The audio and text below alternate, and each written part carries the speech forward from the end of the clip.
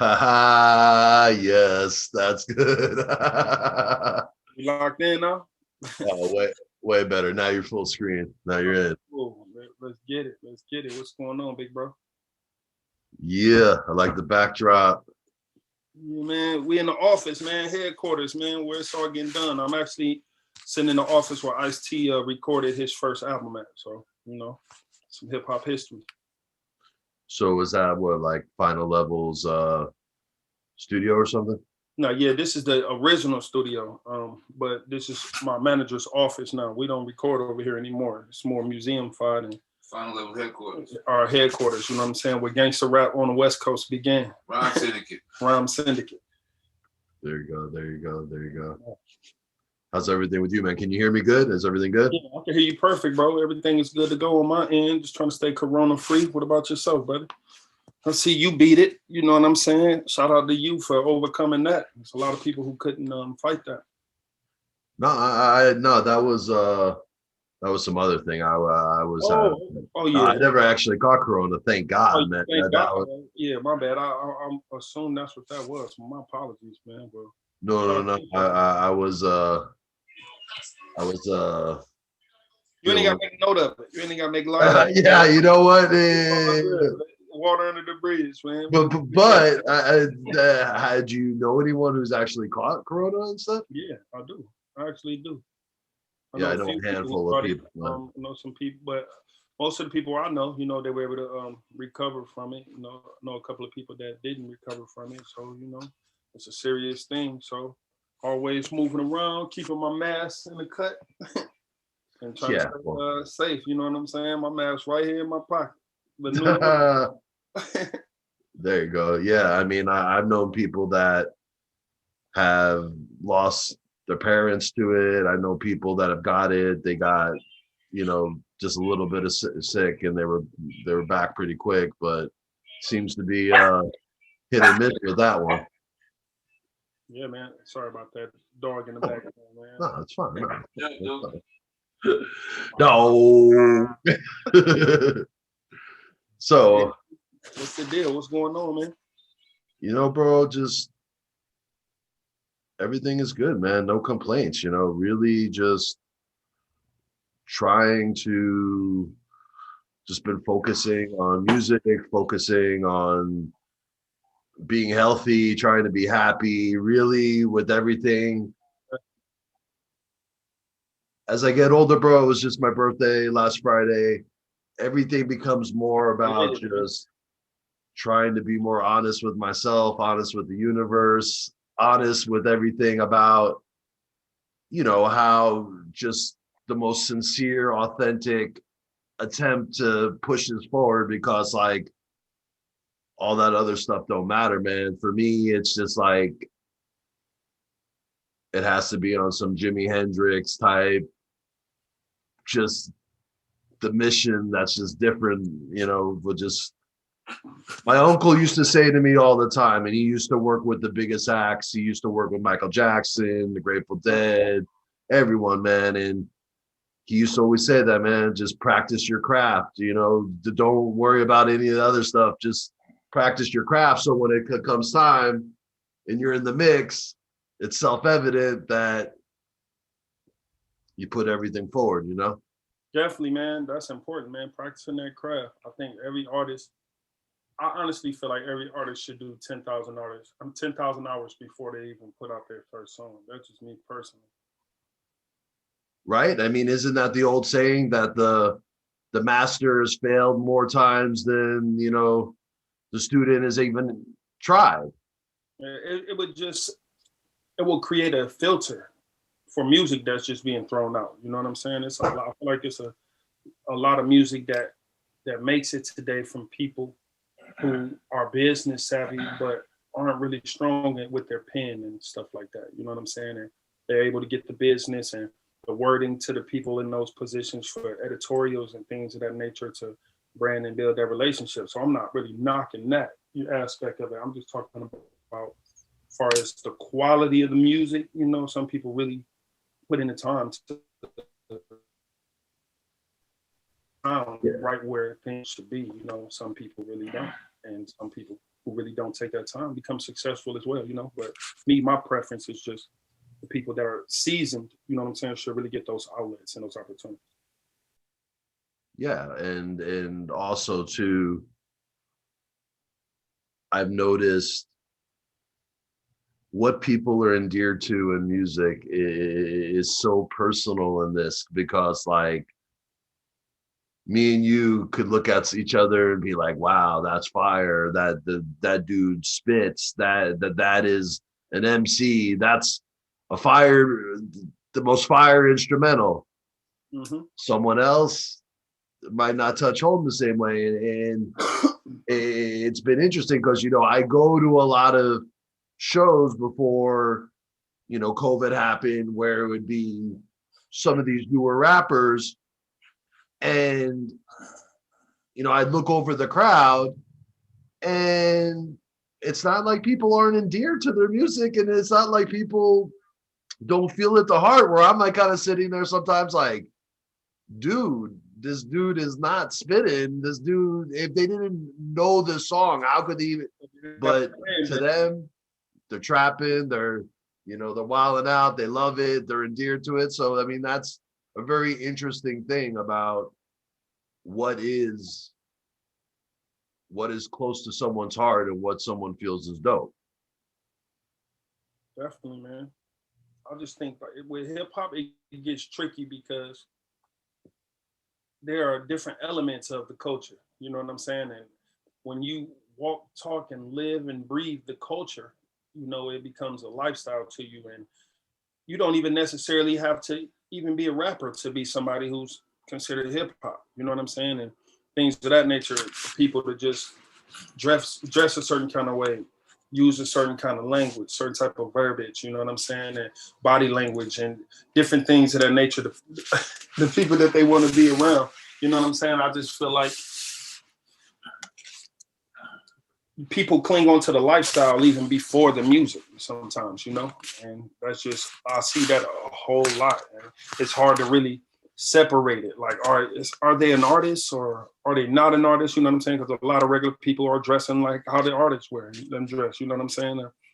The artists make certain words trendy. They make certain topics trendy, certain clothing lines trendy, and people go out and grab it. And before you know it, you got a whole world of people that's dressing the same and looking the same without even having to say a word. It's tricky, man. Hip hop, man.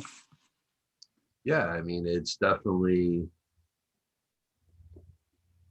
interesting, the movements of what goes viral and what is considered marketing, how people present their social media now, and especially with TikTok, about how a lot of times it's almost and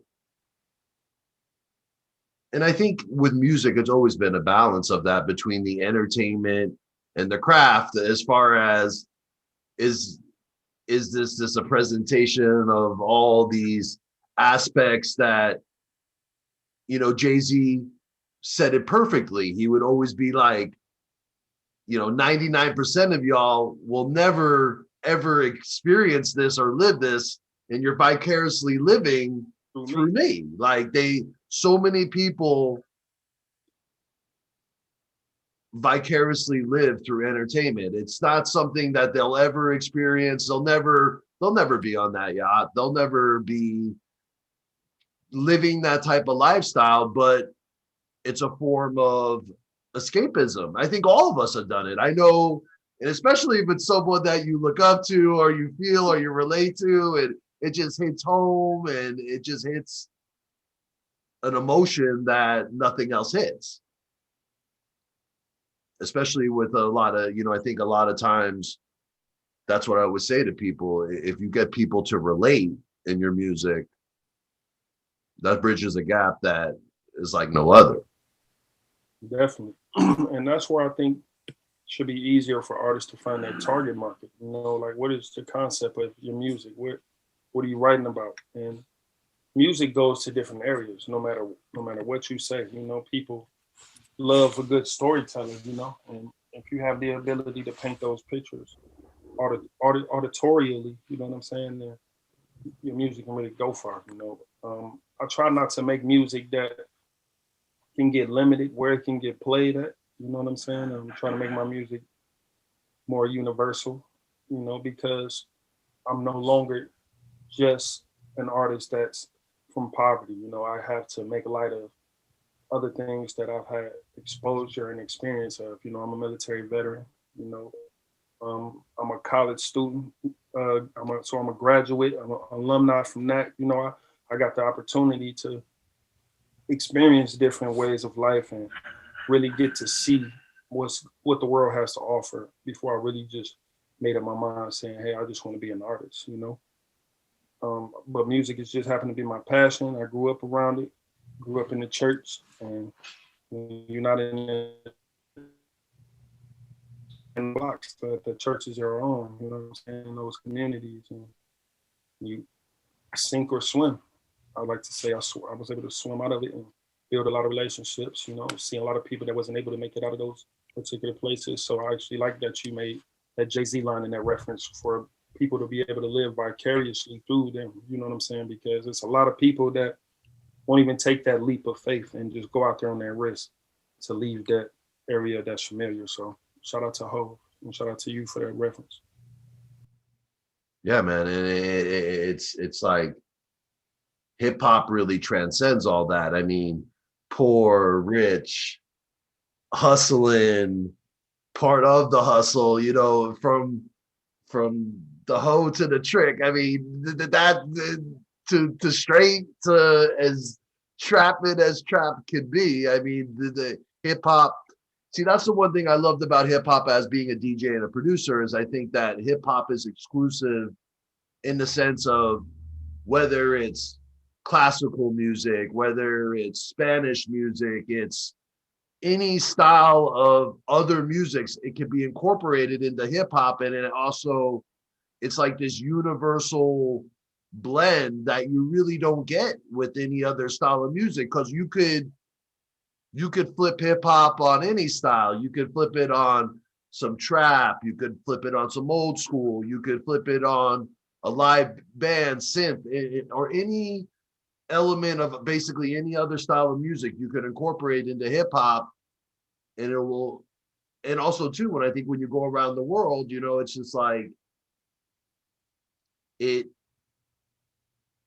A lot of my friends, like even when they go to Japan, their album will be #1, and they can tell that when they're there, a lot of these kids don't even speak English, but they know every word of that song and they can work it out, and that and even with Q-Boy on the last episode, talking about how culture and film and TV, it paints this picture of here in the States to everyone what it is. And it's interesting what people emulate or think is cool. Like we were talking about like how it's interesting that when you go outside of the States, a lot of the kids, when they hear the stuff, when they want to come here, it's not necessarily the best areas that they want to go to and stuff. It's not like a lot of times they're like, oh, well, I want to go to this really, it's these spots that,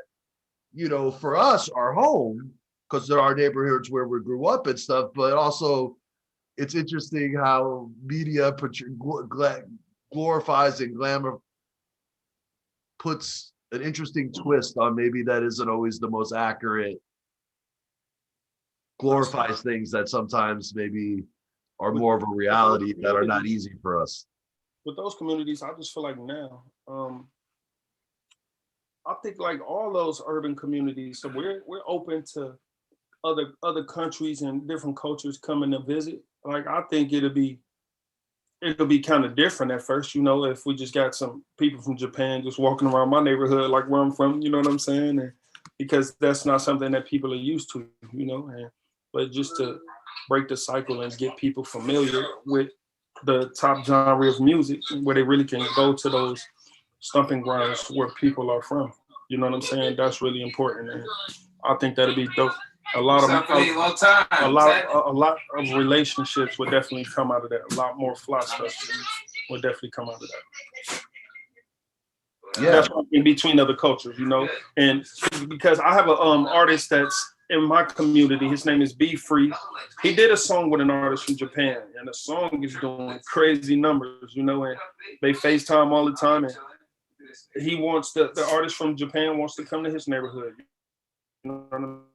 And he and my homie Be Free wants to go to Japan, you know. I just think that's dope. It'll be a lot more of that going on between different people all over the world. Before you know, we have so many different blends of flavors of hip hop and music.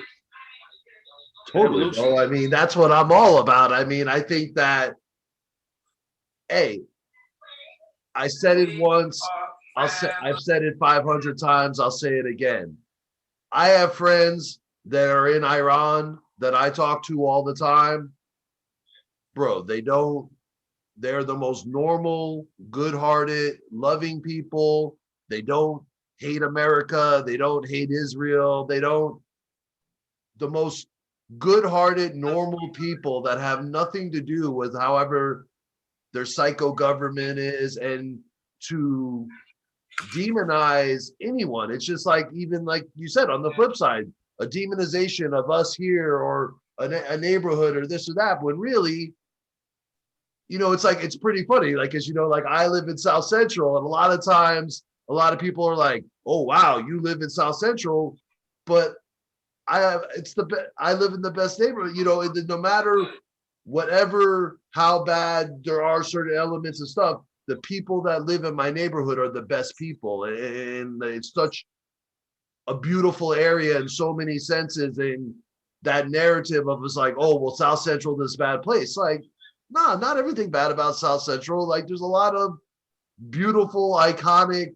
spots. The people are the best, you know, and it's, if only more people had more exposure to those things to see that really at the end of the day, we're all family, we're all good people. Willie Nelson talks about that all around the world. We're all human beings. We all deserve love. We all deserve, everyone cries, laughs, wants to be happy, be safe. And when more people understood that there's more that brings us together than separates us, because really at the end of the day, you know how I am, man. You know how I roll and how I feel. We're all family at the end. That's how we met, though. You know, just that's dope, man. We can build, man, and more people can build. And I just think the more that people like you and myself, we live our life the way that we do, bro, with unity in mind, when it makes sense. Like, I'm not talking about people should just go out and try to just force relationships and force things. No, just people only know what they know.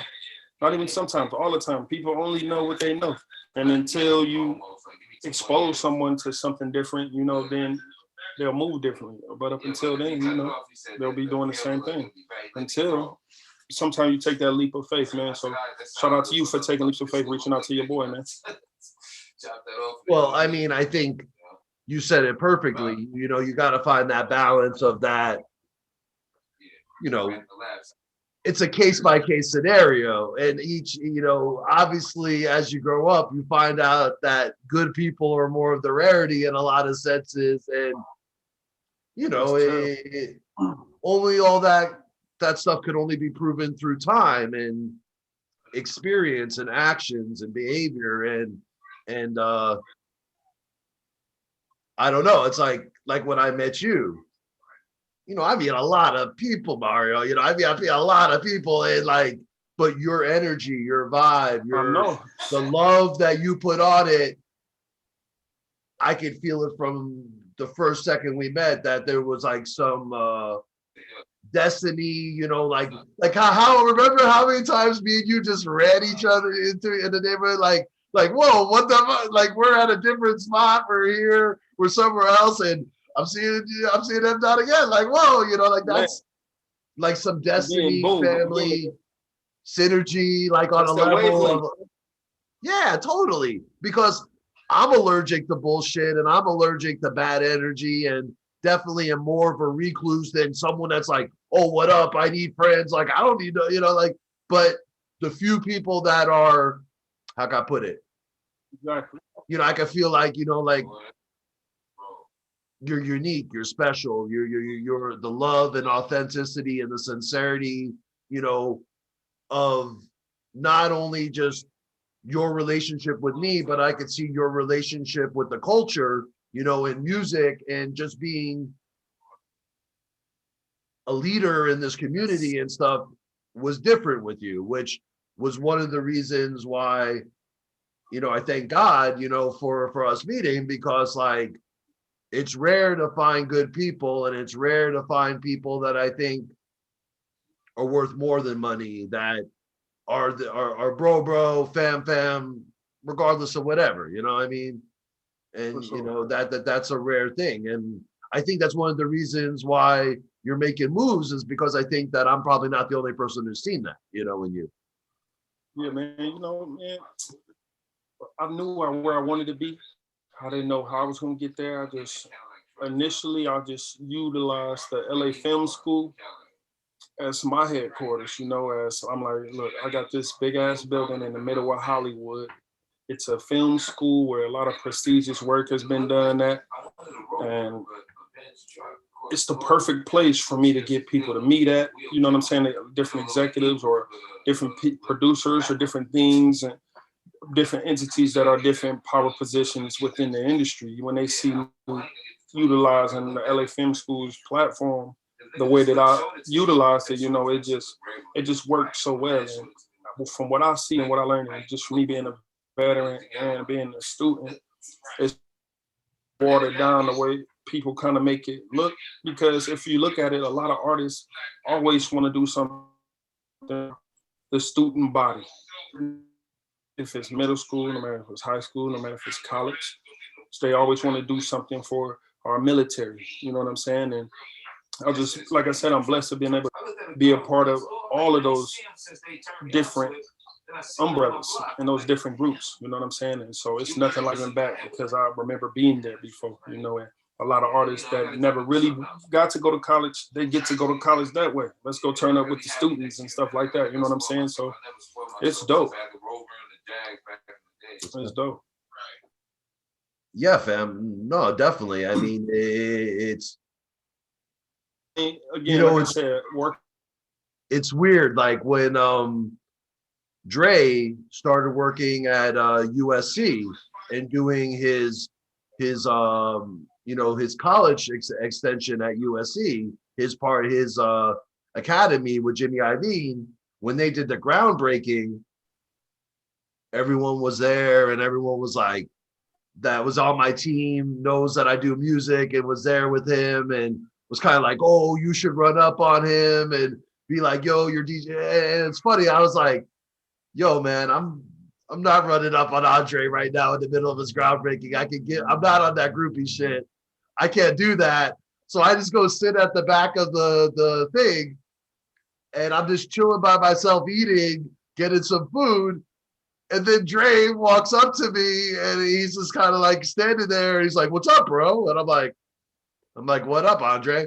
And I just looked at him. I said, hey, man, did you ever think that this is like, from where we're from, two dudes, two DJs that never graduated college, that we would end up here doing this?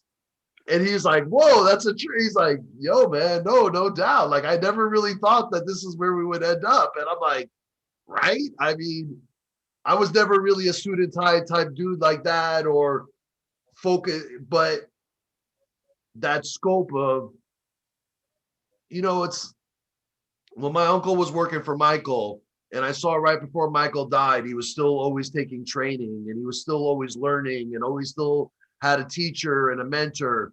And it just kind of went to me. I was like, dude, you never stop learning. You always, you know, if you look at the greats, you know, the Musk, the Gates, whatever it is, they always still take classes. And like, I've always been a big believer in, you get an education on the streets, and you get an education on the books as much as possible, because it's a balance between that. And that's not always easy, because it's not always easy to go get a book, you know, a regular traditional education. Nor was that what I expected for this. Like Trey said, I don't think that's what we really expected, that this is where we were going to end up. You know, it's just not what I planned, but it ended up being something better than I could ever imagine. Yeah, man. And it's dope points, man. I think little moments like those, man, help fuel the mission, man. And then just get complacent one day, like, I'm over it. You know what I'm saying? Where you can just look back to certain memories and remember how it make you feel through the process, through the journey to keep going, man. That's my motivation, man. Because again, I lost both my parents in the same month, but at different years. You know what I'm saying? So it's just like, it's actually the month of December. So December at one time of my life was a month and a time of negative reflection for me and negative vibes until, I actually just took certain moments, look back and reflect and utilize those same moments to help me get outstanding things done in the month of December. So I can honestly say for like the last 5 years, 6 years in the month of December, man, it's been lit. For the last 6 years, man, probably a little bit longer than that, but take that same fuel and burning desire and apply to something, man, so you can just continue to grow and stay on that mission, man, and not just get complacent again. So yeah, man. And so you lost both of your parents, or you said around what, 5-6 years ago? No, my mother passed December 1st, 1999, and my father passed away December 19th, 2010. Okay, so that has to be hard then. And sometimes during the holidays, not family there. How did they pass on? My mother passed away from AIDS on World AIDS Day. My father just went to sleep and didn't wake up. So there you go. And then with that, has that? I mean, it was rough patches at first, coming up and just growing up from a teenager, not having your mom. So it's kind of tough to really bond with females on a certain time when you were younger, and until you really just start looking at your sisters and other different women in your family in your life and seeing how you like them to be treated and stuff like that, and it just becomes something that grows on you, but some things you really just can't do alone, and I swear, man, like you need different entities in your life to help you grow into that perfect mold of yourself. You need that brother figure, you need that sister figure, you need that mother figure, you need that father figure. You know what I'm saying? You need that older brother figure, you need that younger brother figure, so you can learn how to cater to people. You know what I'm saying? And understand what it's like for you to be catered to, and just different things to make you well-rounded. So now that I just understand all of that, it took some time, but that's why I think my kids are going to be dope.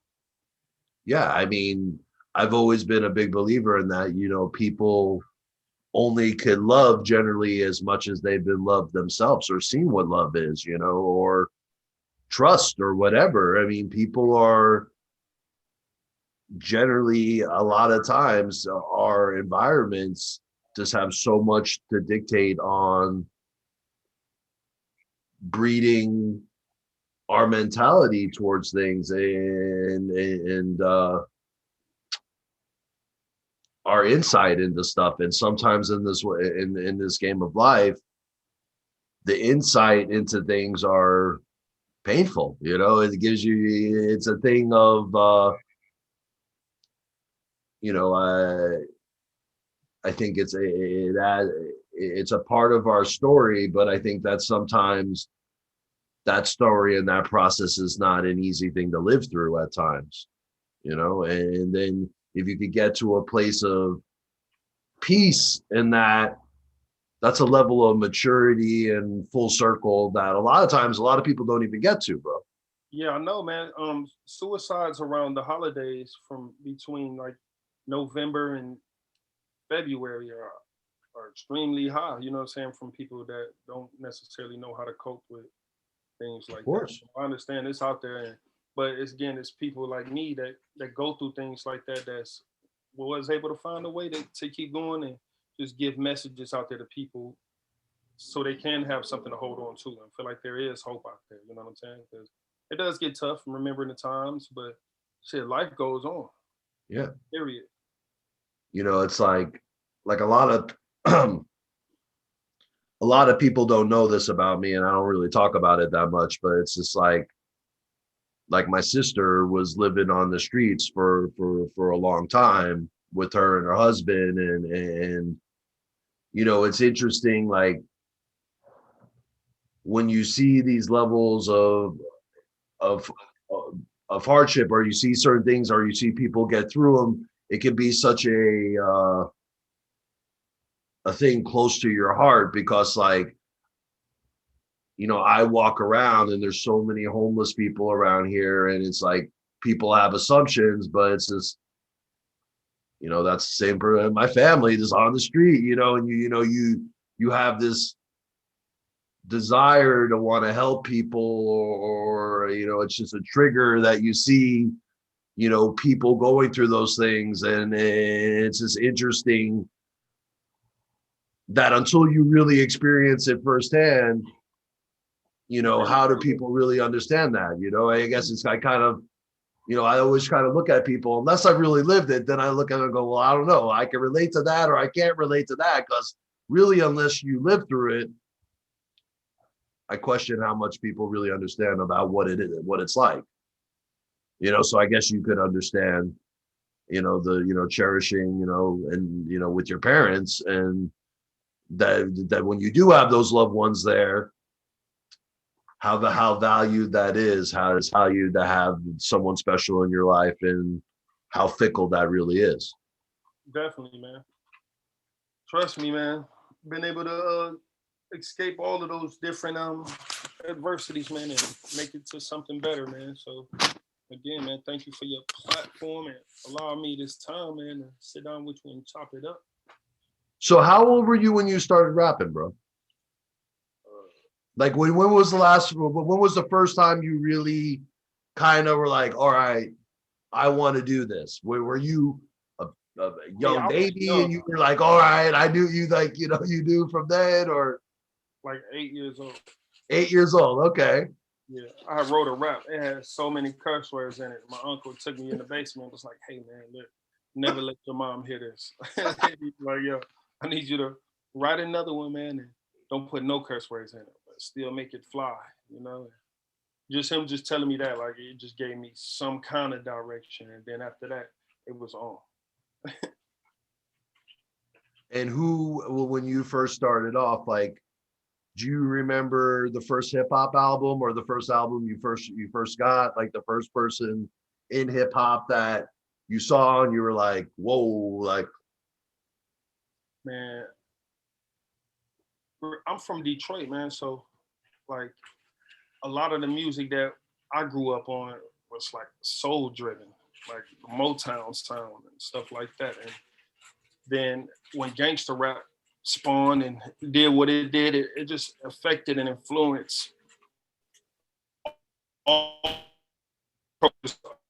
minority groups that were all over the world, you know what I'm saying? And my family in Detroit just happened to be one of those where I got to grow up in. I'm coming home from school and I go in the kitchen and I see my mama at the table writing some Tupac lyrics, even though the lyrics to the damn Tupac song was in the artwork cover. Back in the day when the CDs came, they had the lyrics in them sometimes, you know what I'm saying? And my mom still used to just write down different songs. So it would be cool for me to just hear the Tupacs and hear the Ice-T's and hear the Ice Cubes and the Dr. Dre's and all of that shit, the Cash Money. It was just so many different flavors. And the Bone Thugs and Harmonies, that was always my favorite group, like me growing up, like just watching those 5 guys, man, just destroy the mic like that and look like me, it was fly to me. So I definitely wanted to do that. Oh man, Busy Bone back in the day, summoner wrestling, like, that harmonies and how, Yeah, I can rap their lyrics to them, like verbatim. Like those are my guys right there. Yeah, man, and they did the collaborations with everyone. They were one of the few bands that collaborated with everyone, like, and there was just so much hip hop history with Bone Thugs, The only group ever to do a collab with Pac and Big. Yeah, and those beats and just the intros and the ad libs on the song. I mean, it's like those albums were a journey, man, you know, just like a journey through music, like this almost like the equivalent of like a Pink Floyd type, you know, classic, man. And how about this? Obviously something that kept them working 25 years here later, you know, they're still working, they're still doing stuff, they're still pushing.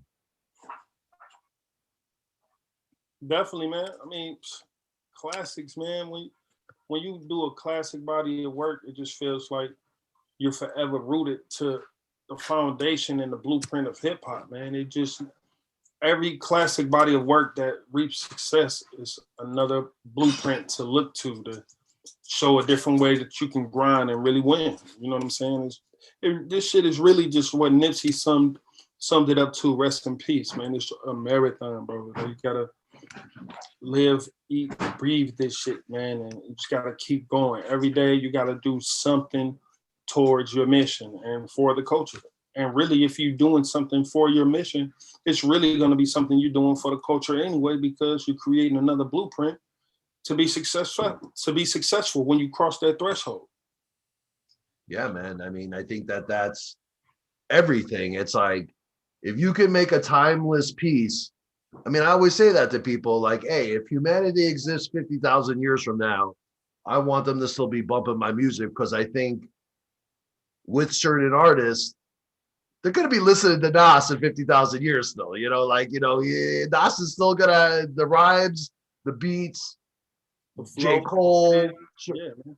you know, J. Cole, certain people are just making this music that's timeless that I think will, you know, Jimi Hendrix, you know, there's certain acts that are timeless. And I think that if you could find it past it just being about a check, that if your music's more about than just making money, you know, the money's great. I love, you know, having materialistic success in certain things, but if that's your sole motivation in this, I don't know if you're really gonna. It's funny because I talk to a lot of new artists and they always kind of put a box on the time or whatever, and I'm like, I don't know. I'm gonna be doing this regardless, ride or die till the wheels fall off, regardless. Like I don't make music for just some hype, you know, just to be famous. And to me, it's more about being famous. It's about actually having stuff that people love and are endeared to.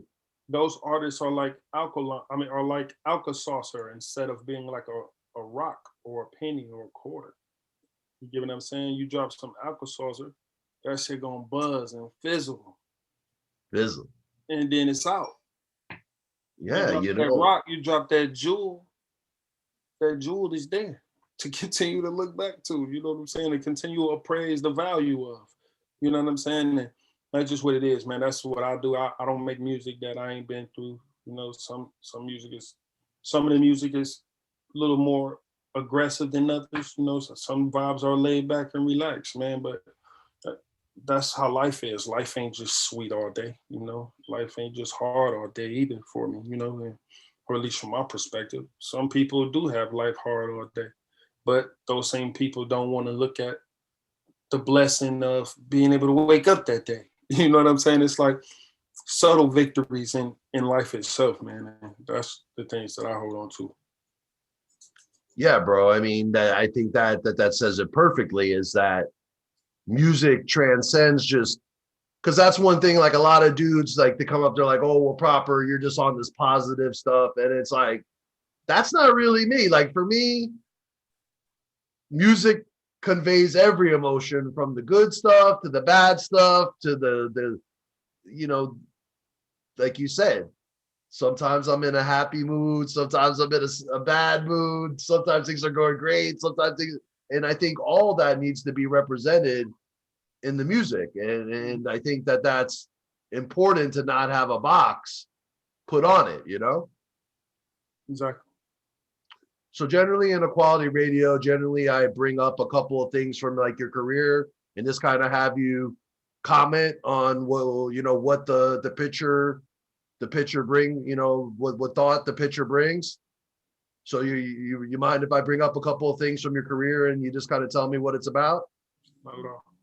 For sure. Can you see that? Yes, sir. Can you see the artwork? Mm-hmm. All right, so what's that about? Song is called "Smoke That Good." It was produced by my brother Clyde Strokes, one of my producers. He's my producer / roommate. We moved to LA together. Been rocking for about 9 years now.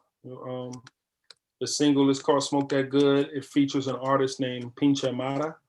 He's from Mexico, and he's a humongous artist out there in Mexico. You should check him out sometime. And he maybe has like 2 million YouTube subscribers or something like that. Might be more than that now, but Push it. again, it's like you said, man, just living vicariously, man. Some people don't want to take that risk of reaching out to an artist that's in Mexico for a collaboration. You know what I'm saying? But that's what that artwork was right there. Man, bridge the gap. That's dope, bro. I mean, you know, any, you know, whether it's 2 views or 2 million views, if it's dope, it's dope. And if it felt right, and it's, you know, it contributes to what you feel is good music, to push it forward, you know. Mm-hmm. Get some good gigs out of Mexico too. That's a nice little trip. Definitely, man. Time to turn up, man. Well, when the world opened back up, shit shut down right now. No, definitely. See this? You fought it. Ifisa? So, Yeah, tell me. yeah, there's 2 OGs right there, man. And the up and coming right there. That's OG E40 and it's OG Hen Gee. 40 Water. I mean, I always saw 40 produce. That one video he has where he's dressed up as the landlord and he goes around, man. That's the most gangster video of all time. Do, do, do, do, do, do, do.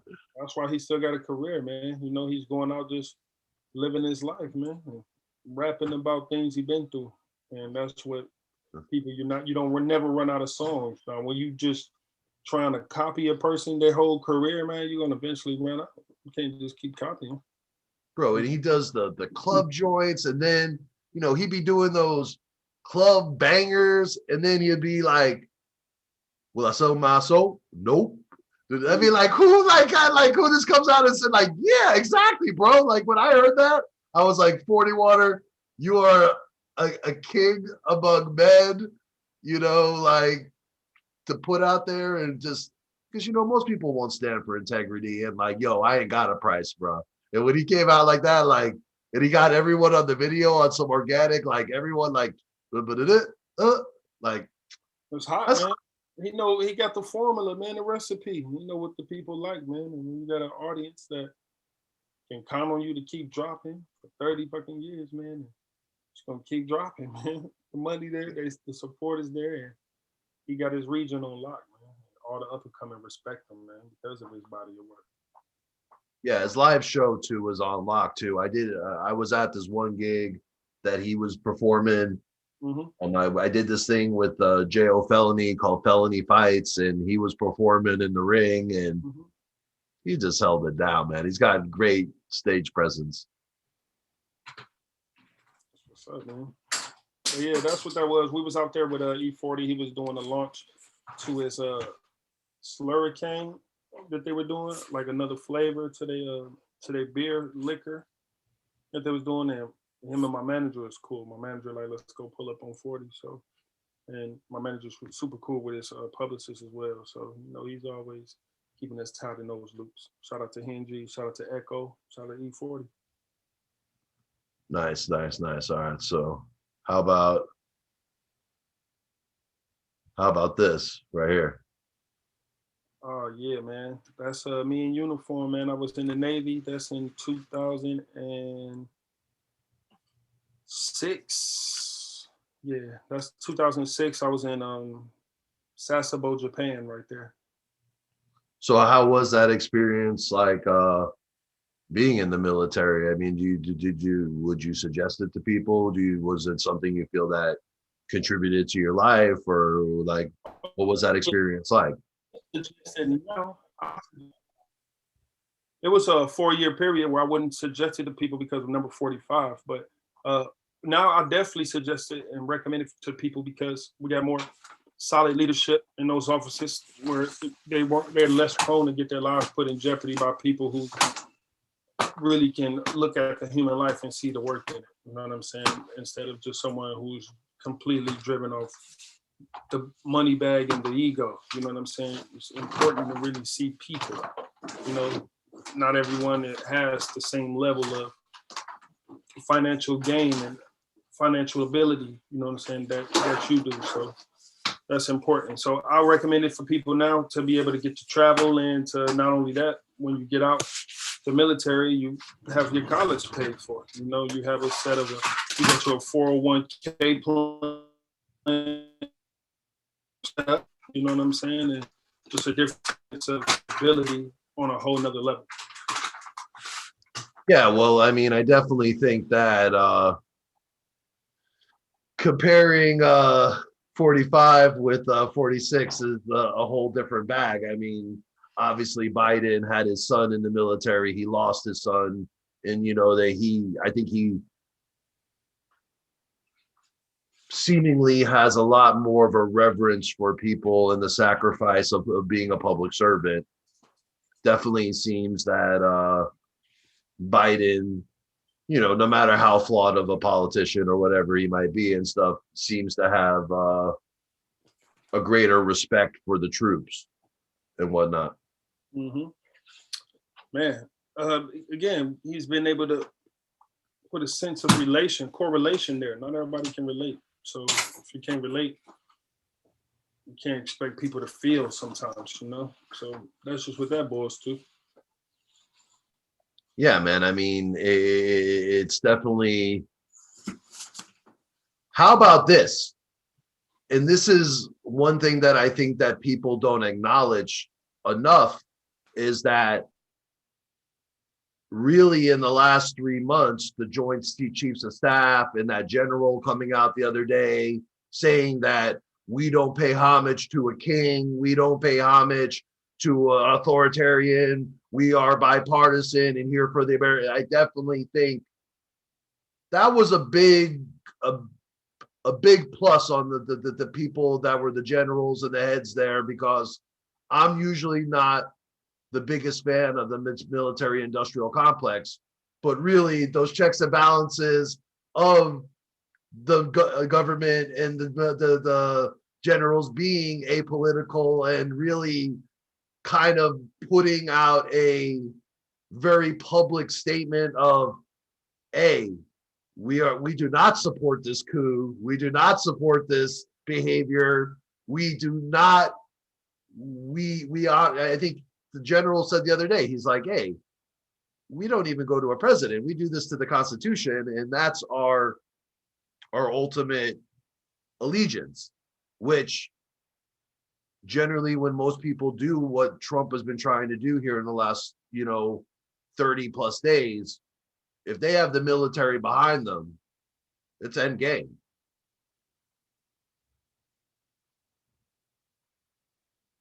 I can't hear you. Your mic went out. That's deep right there, man. That's a whole nother hour conversation within itself, man. And well, we could chop about that maybe at another time or something, man. So I gotta actually get ready for a studio session, man. I got a studio session from 9 to 1 in the morning. Okay. Yeah, no doubt. Let me let me just do a couple more pictures with you, man, and then we'll bounce out here, right? Yeah. For sure, let's get it. All right, for sure. So you got a nice setup over here inside the Zoom meeting, man. This is fly. Pretty dope, right? Yeah, man, it's fly. It's safe. It's fly and safe, man. That's what I'm saying, bro. Can't You know, it makes a difference, especially with what everything that's going on, you know. Mm-hmm. I did a record with Jim Jones like this over the Zoom. Really? Yeah, man. His first ever. My first ever. Wow. Let me see here. Well, shit, I wonder. Well, what do you think about this versus battle between Jeezy and Gucci that has happened and stuff? Did you watch it? Yeah, I watched it. I'm glad it happened. A lot of we missed out on a lot of great music that could have been made behind that. You know what I'm saying? Behind that beef, you know. But better late than never, you know. People grow up, man. Yeah, man. And the production level definitely seemed that they seemed to step it up with the incorporation of the videos and the staging, and they definitely seemed like they put a good foot forward with the production, you know, the production level.